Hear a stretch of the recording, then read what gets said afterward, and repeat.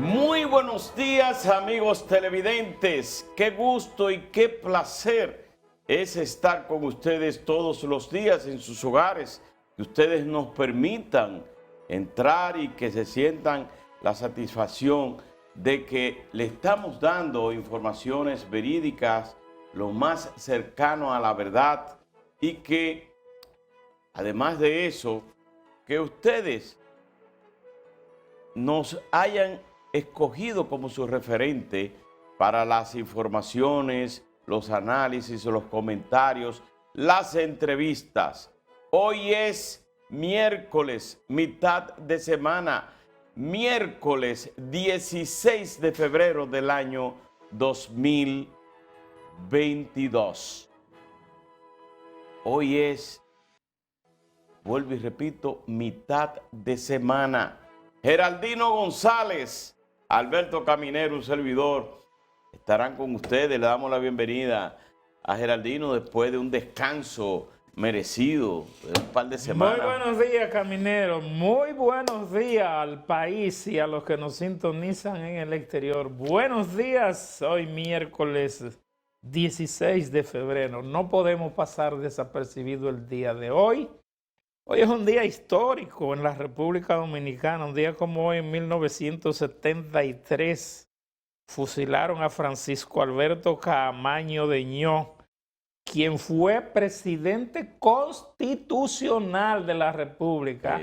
No fue que fue presidente constitucional porque lo escogió el Congreso a raíz de que José Rafael Molina Ureña, quien estaba de presidente en virtud del golpe de Estado que le dieron a Bosch, y en medio de la revolución se asiló en una embajada, y las cámaras en el Congreso designaron a Camaño presidente constitucional. Eso fue a raíz de la destitución del golpe de Estado que destituyó a Juan Bosch en el 1963 y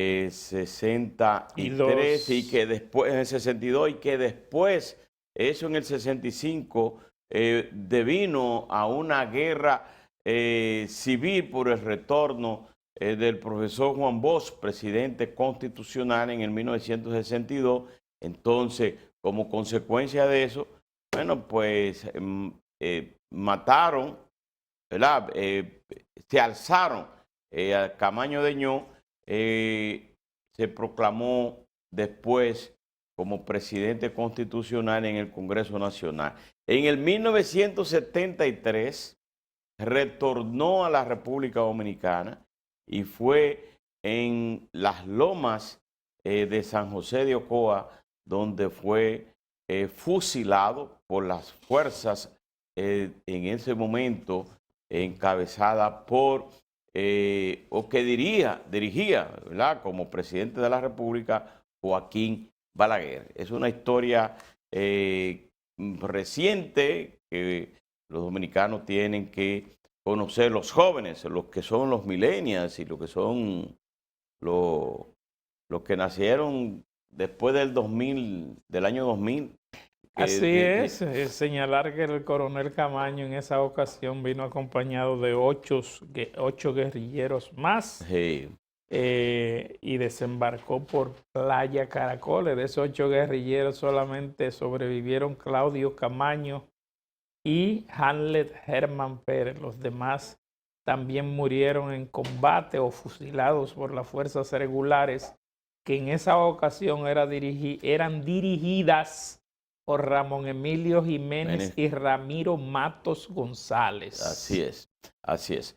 Miren, señores, el mundo, ¿verdad?, ha visto de cómo un presidente constitucional que durante 4 años dirigió los destinos de Honduras y que perdió las elecciones de la esposa de Zelaya, quien es la presidenta de ese país.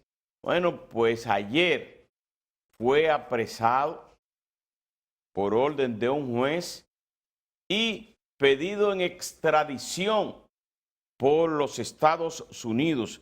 Se trata del expresidente de Honduras, Juan Orlando Hernández, quien ayer se paseó el mundo con esas imágenes encadenados y de pies y manos, y que era llevado por agentes policiales especiales para ser interrogados ante un juez, y que ordenó su detención hasta esperar la orden luego de que Estados Unidos solicitara su extradición. También su hermano está acusado de narcotráfico.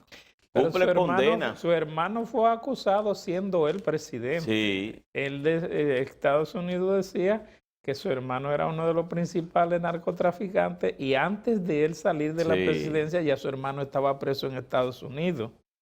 Pero en el caso de Estados Unidos solicita la extradición, pero se supone que igual que aquí en República Dominicana, la extradición debe ordenarla la Suprema Corte de Justicia de Honduras, porque es una decisión que compete primero a la Suprema Corte de Justicia y luego firmarla el presidente de la República. Porque si ese organismo judicial o el presidente dicen que no lo van a hacer, pues sencillamente no lo extraditan. Por eso cada país tiene la soberanía de extraditar a sus ciudadanos. Claro, por ejemplo, Estados Unidos no extradita a ningún ciudadano de ellos. No. Entonces, por eso hay países que dicen, no, yo no te voy a extraditar el mío.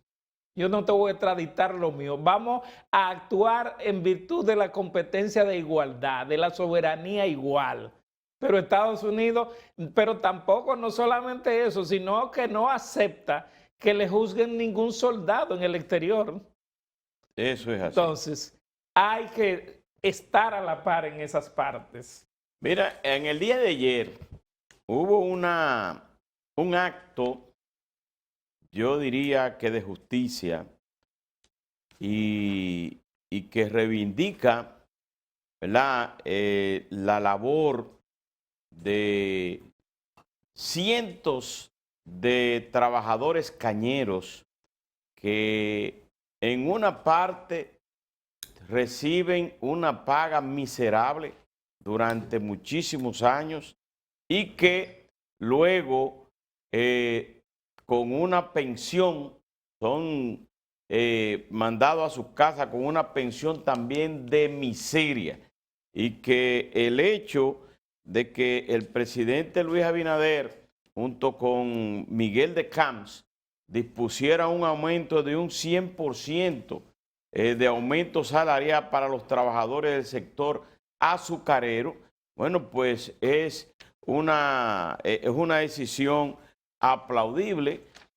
Lástima que no tengamos un sector azucarero como en los años 60, 70, que se hayan disminuido bastante, pero los que trabajan en ese sector, bueno, pues recibirán un monto que se han agregado 500,000 personas más a esas ayudas también que el gobierno está anunciando. Vamos a darle los saludos a Laura Castellanos. Buenos días, jóvenes. Buenos días, ¿cómo está? ¿Cómo va? Buenos días, Laura, ¿qué ¿Cuántos tal? días? Buenos días. Sí, bien descansado que está, Geraldino. Ay, sí. Miren, en términos prácticos, eso lo que significa es que se pasa el salario de 7,663 a 15,000 pesos. A 15,000 pesos. Que sigue siendo un nivel extremadamente bajo en sentido general.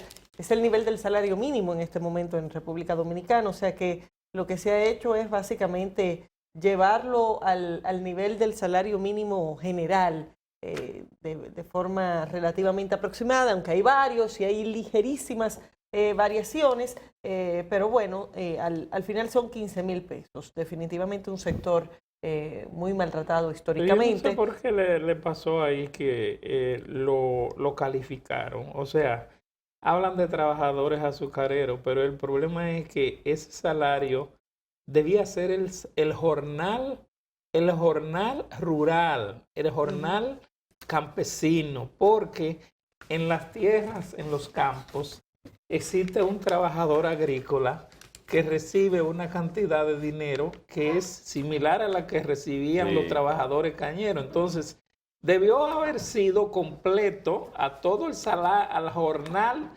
agrícola, en las plantaciones agrícolas, porque ahí están los plataneros, los bananeros, todo tipo de jornal agrícola que se realice. Porque en realidad, cuando tú vas a una finca o tú vas a una parcela o medio agrícola, tú no encuentras nadie, absolutamente nadie, que te trabaje por menos de 500 pesos más la comida. Oh, pero mire, aquí la jornada... Más la comida, ¿eh? La jornada pasó de 198 pesos las 8 horas de jornada que tenían esos trabajadores cañeros, y que yo creo que sí, que debe extenderse al sector agrícola. Lo llevaron de 198 a 400 pesos la jornada de 8 horas. O sea, estamos hablando de 101% ese aumento. Yo lo que digo que no debe haberse significativo. calificado como al jornal azucarero, al trabajador azucarero, porque el trabajador azucarero es un trabajador agrícola, igual que el trabajador de los plátanos, el trabajador de los bananos, el trabajador de las fincas de arroz, todos esos son trabajadores de jornales agrícolas, todos. Bueno, y de hecho, tomando en cuenta la situación de la industria azucarera, serían muchos más entonces los que están en otros rubros que los que están en la industria azucarera. Claro, son mucho más a nivel general, porque todo el país depende de la producción agrícola. Así es. ¿Quién es que hace esa producción agrícola? Ese jornalero que trabaja día a día. Sí, porque el sector el sector azucarero está muy disminuido. Está más limitado al sector privado aquí. Más limitado. Aquí a Chepa el Estado está conservando unos 2 ingenios, 3 ingenios, algo así. El de Barahona, uno en el este y no me acuerdo cuál otro, simplemente. ¿Ven? Algo es algo, como me dicen. Sí. Donde existe todavía un poco de, yo no diría que presión, pero sí un diálogo completamente abierto, es en la Junta Central Electoral con los partidos políticos, por las reformas que se están analizando y se están conversando en torno al régimen electoral y a la ley de partidos políticos. En el día de ayer, bueno, pues una reunión en la Junta Central Electoral donde los partidos políticos están pidiendo que la Junta Central Electoral permita una comisión de veeduría en informática. Ahí hay alrededor de 7 vacantes. Hay 2 que murieron, hay unas 3 renuncias y hay otros que...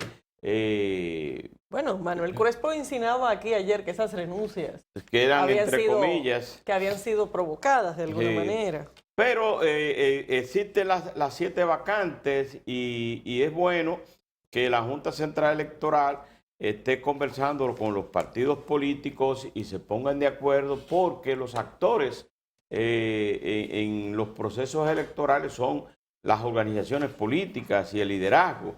Lo que hay que ver es, como planteaba la Fuerza del Pueblo, con Manuel Crespo, que es el delegado ante la Junta Central Electoral, y decía, bueno, ahí deben permitir que todos los partidos políticos tengan una observación en informática o en la propia Junta Central, los técnicos en el área técnica, pero no creo porque entonces sería unos 27 personas, además la de la Junta Central Electoral, y ahí no habría forma de cómo avanzar. Lo que sí debe de haber una confianza en los partidos políticos, en esta Junta Central Electoral, que fue escogida precisamente en común acuerdo con las fuerzas del pueblo, con el Partido de la Liberación Dominicana y con el Partido Revolucionario Moderno, que estuvieron de acuerdo o por lo menos no rechazaron la selección de estos miembros de la Junta Central Electoral, aunque sí debe de haber observadores de los principales partidos políticos a nivel técnico, en el área técnica, en el centro de informática, que es la parte más neurálgica que tiene la Junta Central Electoral en los procesos electorales, sobre todo por cuando se están haciendo el padrón, cuando se está conformando ese padrón electoral final de los que van a votar, después el escrutinio, o sea, es parte fundamental de las elecciones en este país. Entonces, bueno, los veedores, no sé, una comisión fuera. En el área de elecciones se tiene un delegado político por cada uno de los partidos. Y eso es históricamente así y no ha generado mayores inconvenientes. De hecho, a muchas de las reuniones asiste el delegado, más personas que representan a los partidos políticos. Sí, porque hay un delegado político y un delegado técnico. Exactamente. Entonces, no debería ser un inconveniente, sobre todo tomando en cuenta lo que ocurrió hace, bueno, ya exactamente 2 años, donde evidentemente para poder reconstruir la confianza en lo que tiene que ver con el área técnica e informática de la Junta Central Electoral, ese acompañamiento debería ser mucho más cercano que nunca. Y efectivamente la participación de los partidos desde ese punto de vista es importantísimo. La Junta debería buscar la forma de que puedan tener una participación lo más directa posible. Y no solo los grandes, porque no son los únicos que tienen intereses dentro de esta dinámica. De hecho, en sentido general, los partidos pequeños en muchos casos entienden que son los más perjudicados en los procesos cuando no tienen una participación dentro de la dinámica técnica e informática de la institución. Algo parecido de lo que pasa en las mesas electorales, de que si los distintos candidatos, por ejemplo, a diputados no tienen representación, entienden que es que le van a hacer capú de alguna manera con el conteo de los votos. Pero bueno, tomando en cuenta, insisto, lo que ocurrió hace 2 años, debería ser una prioridad que todo este proceso sea con la mayor participación posible de parte de los partidos. Pero debería ser que aquellos que tienen candidaturas propias deben de tener un delegado ante el centro de informática, no así aquellos partidos que van, que sirven o que acuden a las elecciones como en un acuerdo electoral. Pues se supone que el partido que encabeza ese acuerdo electoral en esa boleta es el que representa a todos los demás. Porque no, pero es que no es así, porque no es así en la parte política tampoco. Entonces, en la parte técnica no debería tener que limitarse a esa cabeza que está ahí para velar por sus propios intereses, dicho sea de paso, porque que sean candidaturas en alianza no significa que los partidos emergentes no tengan preocupaciones respecto a lo que puede suceder. De hecho, de nuevo, quienes tienen más condiciones para supervisar a nivel de mesas y a nivel de la Junta Central Electoral son los partidos grandes. A los partidos pequeños, de hecho, se les dificulta tener representación en cada mesa. Por lo tanto, tener una veeduría en la parte técnica de la Junta Central Electoral, de hecho, les facilita el proceso. Y en adición, cada vez más estos son procesos más automatizados, en el sentido de que incluso con las boletas 100% físicas y el voto totalmente manual, olvidándonos de la automatización del voto per se, el proceso de transmisión de los datos es cada vez más automático. En fin, yo no veo mayor dificultad de que se le dé mayor participación a los partidos. Insisto, en esta coyuntura especialísima en la que además estaríamos entrando al proceso electoral inmediatamente posterior a la suspensión de unas elecciones en República Dominicana, en el caso de las elecciones municipales, por temas de informática. Miren, ayer, y qué bueno, porque eso disminuyó un poquito el precio la presión que se está ejerciendo sobre el precio del petróleo. Ayer el presidente ruso, Vladimir Putin, le echó un vaso de agua fría a la crisis que está pasando con el caso de Ucrania, cuando dijo que Rusia no va a fomentar una guerra en Europa. Fíjense que dijo no va a fomentar una guerra en Europa, porque casi todas las guerras que se dan en un país determinado de Europa, a quien afecta es a los países europeos. Entonces, Putin ordenó el retiro de algunas tropas militares, especialmente de equipos militares en la frontera con Ucrania, pero sobre la base de que Estados Unidos le dé las garantías de que primero la Ucrania no va a pasar a ser parte de la OTAN y segundo, de la no instalación de bases de misiles en la frontera con Ucrania frente a Rusia. Esto fue en el día de ayer, luego de una conversación con el canciller alemán. Pero fíjense lo que se está dando en esta situación. Esto es lo más raro del mundo. Indiscutiblemente que Estados Unidos siempre busca un pretexto para hacer una guerra. Y más cuando su economía no está de lo mejor, porque la inflación lo está arropando. Cada vez que se necesita un pretexto para hacer una guerra, ellos lo dan. Le voy a dar un dato histórico. Cuando la explosión del barco Maine en 1998 en Cuba, fue cuando ya se terminaba la guerra española-cubana y Estados Unidos dijo que le explotaron ese barco para intervenir. Cuando sus embarcaciones con bandera falsa hicieron incursiones en el Golfo de Tonkin, en Vietnam, dijeron que los vietnamitas lo habían atacado, que Vietnam del Norte lo había atacado. Cuando quisieron invadir a Irak, dijeron que Irak tenía armas de destrucción masiva. En fin, es que cada vez que ellos quieren hacer una intervención, buscan algún pretexto. ¿Cuál es el pretexto que están buscando ahora? Ucrania. Pero resulta que ni siquiera el presidente de Ucrania, Volodymyr Zelensky, ni siquiera él sabe el día que supuestamente dice Estados Unidos que lo iban a invadir, que era el día de ayer o el día de hoy. Ni siquiera él, y se le tomaba incluso a broma.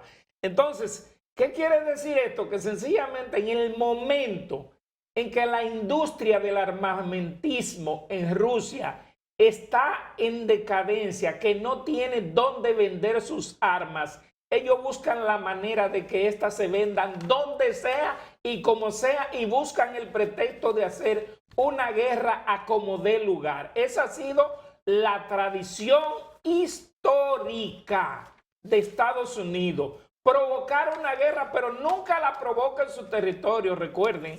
Siempre la provoca en otros países y ahí es donde ellos venden sus armamentos. Los armamentos que tienen y que necesitan vender. Exactamente, para fortalecer su economía. Su economía. Exactamente, porque el armamentismo representa un gran % del PIB en Estados Unidos. Sí, una de los beneficios en esa crisis y o en una posible guerra que ya se disipó o que está disipada momentáneamente en Ucrania, a quien le conviene es a los Estados Unidos precisamente. Y de ahí es que tanto el presidente de Francia como el canciller alemán estaban buscando la forma de que no se pudiera llegar a una decisión bélica, porque los más perjudicados son los países europeos.